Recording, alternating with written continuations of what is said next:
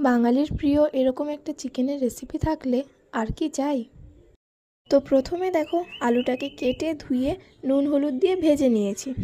এদিকে চিকেনটাকে ম্যারিনেট করার জন্য সেটাকে ভালো করে ধুয়ে নিয়ে একে একে সর্ষের তেল, কিছুটা পরিমাণ মতো পেঁয়াজ দিয়ে দিলাম, আদা রসুন বাটা, হলুদ গুঁড়ো, জিরের গুঁড়ো, মরিচের গুঁড়ো, লঙ্কার গুঁড়ো, একটা মিডিয়াম সাইজের টমেটো কুচি দিয়ে দিলাম। এবার পরিমাণ মতো লবণ দিয়ে মাংসটাকে ভালো করে ম্যারিনেট করে নেব। একটা কড়াইতে কিছুটা পরিমাণ তেল গরম করে তাতে দুটো বড় তেজপাতা দিয়ে কিছুটা পরিমাণ পেঁয়াজ কুচি দিয়ে ভালো করে ভেজে নেব। একটু ভাজা হয়ে এলে তাতে দিয়ে দেবো একটা মিডিয়াম সাইজের টমেটো কুচি।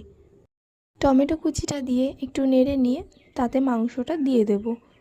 মাংসটাকে ভালো করে সময় নিয়ে কষিয়ে নিতে হবে।